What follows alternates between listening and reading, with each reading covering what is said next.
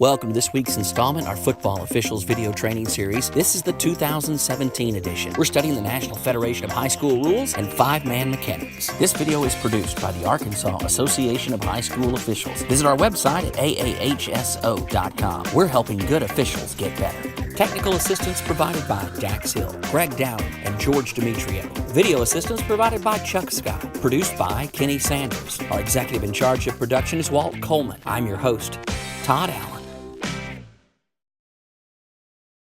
I know you want to be a better football official every week when you step on the field, and rules knowledge is the foundation of any good official. But the rule book can be overly technical, dry, and boring. It's just hard to stay focused. I personally recommend the Reading Study Guide for the NFHS rules. Its easy reading style are both informative and fun. The general overviews, in-depth discussions, and quizzes give a great practical application of the rules. I've taught football officiating to hundreds of officials, but I never hesitate to recommend the Reading Study Guide to the NFHS rules. When you're through learning, you're through.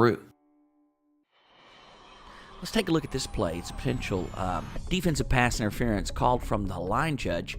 And you can see here has inside position. This end zone shot is the best way to look at this play. And the receiver runs to the sideline. There is some early hand checking by the defender, but it doesn't appear to reposition the receiver nor impede him on his route as he heads down to the sideline. And this play, the defender has better position on the inside and plays the ball to its highest point for what appears like an interception, as he does appear to get his first foot down in bounds. And this is a textbook defensive coverage, what I would call excellent defensive coverage on this play, and not a foul for defensive pass interference. The foul does come from the line of scrimmage position. Back judge, you're in perfect position. You should have seen all of this action as we progressed from man zone to ball, and I would expect you to have a strong opinion on this play and to communicate with the line judge, not to create unnecessary doubt, but just ask him what he had, because if it was something early in the route, which might have been defensive holding on this play, though there's clearly not that either, but there should be a conversation. It's important that we work this play from multiple angles, and don't be afraid to have an opinion if you do see this action. It looks like just great defense. You know, you just go up there and talk to the line judge and just say, I saw the hand checking early. I didn't think it was enough. He had good inside position, caught the ball. I didn't see anything in this play that looked like defensive pass interference. Now, line of scrimmage officials, you're going to have to make a decision. Do you want to stay with this flag, or do you want to take this advice from the back judge? The important lesson here, work together, communicate. These different angles are very, very important in pass interference. And with only 5 officials, we got to work together and make sure that we get these calls correct. Improperly officiated here for defensive pass interference. All right, this next play, just a little handoff underneath. And not much here, maybe a half of a yard, but a late hit. Did you notice this player coming from the outside here? And the end zone shot is a much better shot at what we can, all these elements that come into play here. As I want you to watch this player and watch his position relative to his head, because here's where you can see where we're really talking about taking aim and targeting your opponent. You see how as he moves in, his body posture just continues to lower. He's just lowering his target, going lower and lower and lower. And you look at the ball carrier at this shot here, and the knees are on the ground. So this is a player on the ground, and then the head comes down, and there is direct helmet-to-helmet contact, and the ball carrier's helmet ends up coming loose. So this play has all of the elements we're looking for in a targeting foul. The defender does, in fact, lower his target, does crouch down and then spring forward and launch at his opponent, strike him in the ear hole here, knocking the helmet off. This is a textbook play for targeting, and correctly called by this crew.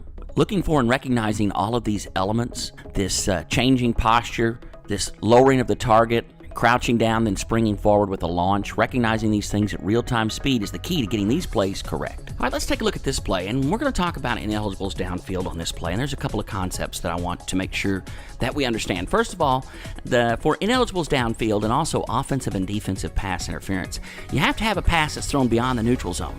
That means the ball isn't caught entirely beyond the neutral zone. Now, one thing I think it's important here to point out too here, that balls that are tipped in the neutral zone or behind the neutral zone by the defense, those do not apply, because the offense can't be held responsible for something they didn't anticipate happening. So if we're trying to throw a pass in the neutral zone and the ball gets tipped as it leaves the quarterback hands and then ends up flying beyond the neutral zone, the umpire's going to give us that tip signal. The referee may too. and then offensive pass interference rules and ineligibles downfield is off. But let's not drift too far into that. Let's go back to this. A couple of other concepts that I want to make sure we understand. First of all, the neutral zone is basically the width of the ball established at the ready for play whistle, and the expanded neutral zone is up to 2 yards. So 2 yards from where the ball is snapped, ineligible players on Team A can drive their opponent up to 2 yards. Now, important language there, drive their opponent. In other words, you have to engage that opponent at or near the line of scrimmage. So what you can't do is go 2 yards and have first contact. Let me run this play just a little bit forward here, and you see this player that I've highlighted, he goes 4 yards and gets a middle linebacker. Now, he is well beyond the expanded neutral zone, and he engaged no one in or near the neutral zone. So this is clearly an ineligible downfield. He doesn't meet any of the exceptions. But another thing, too, is this pass is thrown in this area where he blocks. We could support offensive pass interference on this play. So you could basically just have 2 fouls. Offensive pass interference, which I think we would support on this play, and ineligible downfield, which we could decline because the offensive pass interference is a 15-yard penalty. So 2 different fouls here by the same act of an offensive player, and we don't get either one of them. So important. So mechanically, let's just talk for just a second here. I want to highlight the umpire. And backside officials, man, it's tough with 5 guys, I know, because the goal line is threatened here if this pass is completed, and it's right in the middle of the field. So umpires, I think when you read pass, you've got to get up near the line of scrimmage. And then you've got to keep up with where these 5 interior linemen are that you know you have to know their location before the ball is snapped. That's one of your pre-snap routines. So I think you just got to locate these players, and if they get beyond the neutral zone, you've got to have a flag down. So in 5-man mechanics, this is still the responsibility of the umpire. So this is a no call for the umpire, ineligibles downfield. Recognizing when the requirements for an ineligibles are in play is important. We have to have a legal forward pass beyond the neutral zone. And again, recognizing the expanded neutral zone and what requirements are for an ineligible player to receive that expanded neutral zone. Really important on these types of plays. Now this play, and nothing actually that occurs on the field that's really relevant, but what the action is going to be with this coach right here at the bottom of the screen. And the line judge down here also at the bottom. Because he tracks up the field, and then we see a flag for this coach being in the restricted area. And the coaches also want to say about these things, well, he didn't say anything to me, and I just got this flag. But being in this restricted area during a live ball is clearly a violation of the National Federation of High School rules. We've talked about it on these training videos. We've also talked about it in our play bulletins.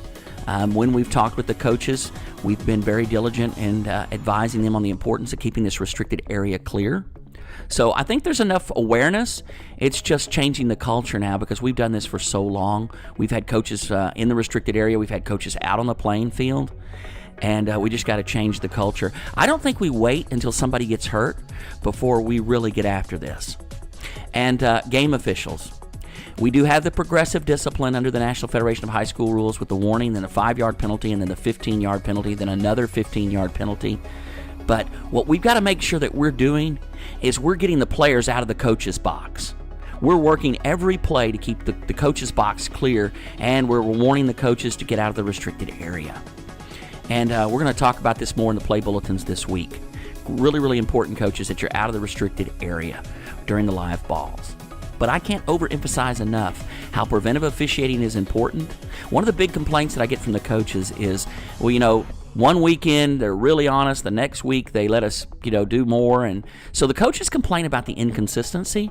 And what I hear from the officials is when I'm really diligent in trying to keep this area clear, the coaches berate me and tell me I need to be worried about what's happening on the field, not worry about the sidelines. But the reality is, coaches, and if this happened to me on the sideline, I would just look at that coach real calmly and I'd say, what happens out there on that field is not going to get me hurt. But running into a coach on the sideline will. And we had that case in Texas that we've talked about before. So it's important for me to get to work tomorrow without a concussion or without a torn ACL, that I don't run into anybody on the sidelines. It's not asking too much for the coaches to back up 3 feet. That's what we're talking about, 3 feet. Get out of the white and give us room to work. But again, a reminder for the game officials, talk. Preventive officiating, get the players out of the coach's box and remind the coaches to get in the coach's box. Nothing would prevent them during the dead ball intervals for stepping out even a step or two onto the field and calling the plays. But when the offense approaches the ball, we need to get the coaches out of the restricted area. Let's talk for a minute now about free kicks and working free kicks in what we call phases. How important it is that you identify the players that you're going to key on, and that everyone on the crew has specific keys that they're keyed onto as the play develops. This way you know that you have eyes on every player. We'll start out with the back judge, who's located on the 40-yard line for the kicking team at the top of the screen and highlighted here. Now let's just go through and number the players on the kicking team so that we know which players that we're keen on. What we like to do is work off the kicking team players because they're all genuinely on the same line and in the same area, so it's easy to identify your keys. It's also easier to follow them down the field. So we just start with the kicking team and we number these players 1, 2, 3, 4, 5, 6, 7, 8, 9, 10, and 11. I like to start numbering these players on the back judge's sideline because I just start the numbering closest to the closest official, and that makes it easier as we talk about this in pregame to know where we're talking about. If I say 5 to any crew anywhere in the state that uses this system, they know that I'm talking about the 5th player from the back judge on the kicker's restraining line. If I say I'm looking at player 5, then they have an idea of who I'm looking at. And this is what we call phase 1, our keys during phase 1. A system that I would recommend using, and you can develop this your own way, is the back judge is going to start with 4, 5, 6, and 7. Down the field from the back judge is the head linesman at the 30-yard line, and the head linesman will take players 1, 2, and 3. These outside guys are normally faster, and they'll get down the field closest to the head linesman first. That leaves the line judge taking players 7, 8, and 9. Notice the dual coverage on player 7. This gives us coverage on this kicker who sometimes drops back in coverage and remains deep, and he's usually not going to be covered by anybody and not threatened, so you don't have to spend a lot of time focusing on this player, but you just need to recognize him. And I believe that the line judge is in the best position to see the ball coming off the tee, because we need to know that if this ball is kicked into the ground and pops straight up into the air, that it's a dead ball for an illegal pop-up kick. So dual coverage on 7 gives us good eyes looking at the kicker in this particular formation. The umpire working downfield the 20-yard line would have players 10 and 11. I also like to have the referee looking to make sure that 4 players are on either side of the kicker, because the referee has a lot of latitude to move and get in the best position to see, and has the best look at the kick of who is actually on each side of the kicker. Now we move into phase 2, or the middle part of the kick, and we see the players have moved down the field into different areas, and now we're assessing threat levels and moving from our initial keys in phase 1 to threats as they develop in phase 2. Problem with the position of the line judge here is he's remained on the sideline, is basically sprinting alongside the players moving down the field. He's not in a position to officiate. He doesn't have a good angle, and his focus is primarily on running down the field and looking up the field instead of looking at the players, and as these plays develop, looking into potential blocks. The correct mechanic for the line judge would be to 45 into the bottom of the numbers and begin to work this play from the inside out. This becomes important in this phase of the kickoff because seeing what action is occurring in the middle of the field is very difficult. But from this position, look at these yellow arrows. We can identify the line judge's keys as the middle threat moving up the field. The umpire is working the widest man, and as this play continues to develop, the umpire will transition to the widest man on his side of the field that's threatening the ball carrier, even if this action begins to occur in the middle of the field. Referees officiating the point of attack, looking through the ball carrier right at the initial blocks that are coming in the area the ball carrier is progressing to. Head linesman's working the area on his side of the field, assessing the deepest threats coming down. Again, as this play progresses, the head linesman will transition to the deepest player that's threatening the ball, again, even if this player begins to come from the middle of the field. Here's a progression for the umpire, as the widest player is no longer part of the initial threat on the ball carrier and is basically running in space. There's no sense to continue to cover him. Get inside, look at the action right near the ball carrier, and assess potential threats against the deepest penetration on your side of the field. Referee again working the action, the immediate area the ball carrier is progressing to, or the blocks ahead of the ball carrier. See the arrow pointed in the middle of the field? And notice the highlighted area where the referee should be focusing his concentration, constantly assessing threats and moving from block to block to see where the potential threats are against the blockers right ahead of the ball carrier. In this frame, you can see the line judge at the bottom of the field and an arrow pointing to the area where he needs to be. When we transition to this next slide, you can see the primary focus for the area of the line judge is in the middle of the field. He would be in much better position to assess this threat and give us the inside out look that we need from the middle of the field if he were in the proper position. Notice the arrow and the highlighted area as the potential threat for the head linesman on the head linesman side of the field. Head linesman has gotten off the widest player coming down his sideline because these players are moving in space. No need to officiate players in space.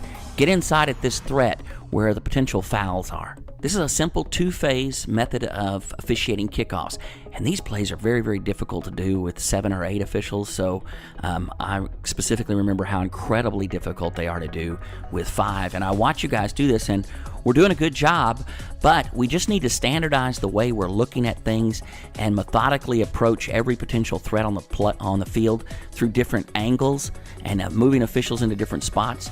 The mechanic that I showed for the line judge moving to the bottom of the numbers and working inside out is the exact same mechanic that the back judge would do. Once the wave of the kicking team players goes by you 45 into the middle of the field and work to the top or the bottom of the numbers, whichever you feel more comfortable, and then be ready to get on a horse and go deep if the play breaks through. But assessing these potential threats and giving us the angle on the inside out of the field for the back judge and the line judge is critically important to the development of the play and how we're able to provide coverage, especially in the middle of the field. The referee obviously plays an integral part of this middle field assessment and threat level recognition and the way that he follows the ball carrier. And then when you see these 3 officials working at different angles in the middle of the field, then obviously just the umpire and the head linesman have those outside threats. And you can see how this whole thing kind of develops into complete coverage with the potential threats that are going to have a difference or make a difference on the ball carrier's ability to advance up the field. It's just really, really critical that we all work together and not double coverage, especially not ball watch. But when we talk about kick plays, it's also worth mentioning, and you can go back and review last week's tapes on identifying players that are in chase mode. It's critically important as you're assessing these threats that you look for these potential blockers coming from chase mode. They will take you right to a potential block in the back. It's also equally as important to recognize that a block comes from a player who is not in chase mode should not be a block in the back. That's where we get tricked the most on these types of plays. Kick plays are very, very difficult, but working together as a team, having multiple angles, not duplicating our coverage area, and not all 5 watching the ball will give us the greatest chance of successfully officiating these very difficult plays.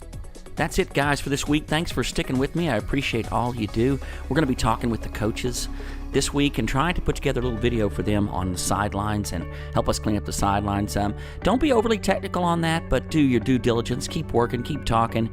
Help us clean up the sidelines. It's something we really want to do before we have somebody injured. I appreciate you sticking with me. Here's my email address, Todd@AAHSO. Anything I can do for you or your crew. If you'd like to share with me how the videos are helping you, would love to hear from you. Until next week, Todd Allen for the Arkansas Association of High School Officials, saying I hope to see you on the field real soon.